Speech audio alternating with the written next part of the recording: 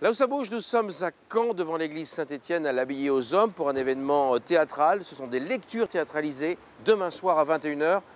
Et demain, nous sommes le 6 juin. Alors, nous avons ici Rodolphe Dekowski, Joseph Goebbels, Stéphane Fauvel, Hermann Göring, Benjamin Hubert, Heinrich Himmler. Il est bien grand, lui. Nicolas Rivals. Le colonel de la Hugue, Romuald Duval. Reinhard Heydrich. Il faut qu'on cesse d'être obligé de les croiser partout. Et j'ai ma petite idée là-dessus. Je pense. Nous ne nous sommes pas réunis pour avoir des idées, mais je le répète, pour éliminer les Juifs de l'économie allemande et les soumettre à mon autorité. À l'autorité du Führer. À mon autorité. Pourquoi cette lecture? En fait, elle s'introduit dans la philosophie du festival Conséquences, qui est de se mettre en rupture avec le trigone gerbe, drapeau, cimetière. Et c'est d'amener en fait quelque chose qui soit dans l'éveil, dans l'élan. Je suis là pour défendre les intérêts de nos assureurs allemands, qui sont d'honorables commerçants ariens. Ceux des assurés allemands, des ariens, qui devront, à la suite de cette affaire, payer des cotisations plus élevées. Alors là, on est en 1938, on est 4 ans avant la décision de Wannsee, donc des solutions finales, et on est dans un constat qui est un constat économique. C'est qu'on s'aperçoit en fait qu'un débordement orchestré comme ça de façon un peu à l'arrache, on va dire, non structuré, aboutit en fait sur un fiasco financier. C'est que ça va coûter à l'État allemand via effectivement la problématique des assurances. Nous devons trouver une solution conclusive, finale. Nous devons nous en débarrasser. L'Allemagne doit devenir un enfer pour eux. Il n'y a qu'à les tuer. L'extrait qu'on vient de voir, qui fait froid dans le dos, est-ce qu'il est réel? Est-ce que Jacques Attali a écrit vraiment quelque chose de réel ou c'est une fiction? Alors la part fictionnelle, en fait, elle est très marginale dans la mesure où il a eu accès à des archives à Nuremberg et d'autres archives qui ont été décloisonnées.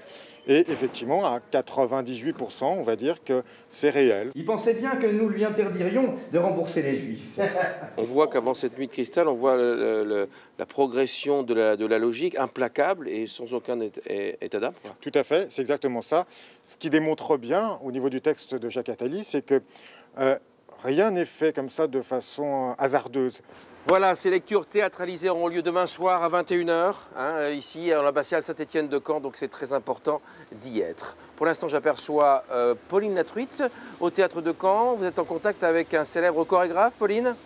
Et oui, Jacques, si je vous dis la cérémonie des JO d'Albertville, c'était lui, c'était Philippe Decoufflet, metteur en scène et chorégraphe, qui reprend contact ici au théâtre de Caen pendant une semaine. Alors si j'y contacte, c'est pas par hasard, c'est le nom de son tout dernier spectacle, sa dernière création qui mêle à la fois la danse, le théâtre, le cirque, des sketchs, des concerts. Bref, c'est éclectique, inqualifiable, c'est ce qui fait son charme et il nous attend. À tout de suite.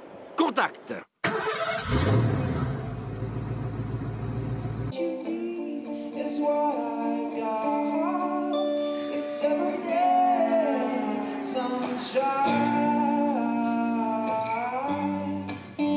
Ce spectacle-là, c'est l'aboutissement de 2 ans de travail. Ici, c'est à Caen, vous restez pendant une semaine et c'est votre toute dernière date en France. Après, vous partez à Londres. J'imagine que le spectacle, il a beaucoup évolué en 2 ans.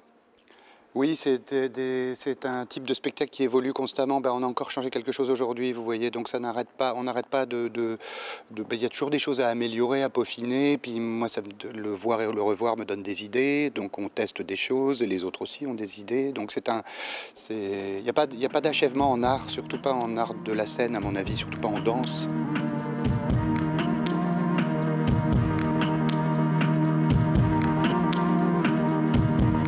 C'est à la fois une adaptation de Faust, un espèce d'hommage à la comédie musicale. C'est un spectacle musical, vraiment. Parfois, ça vire un peu au cabaret. Parfois, ça devient un énorme... Au théâtre. Oui, c'est du théâtre. Hein. C'est du théâtre physique et musical, mais c'est du théâtre. On joue dans un théâtre.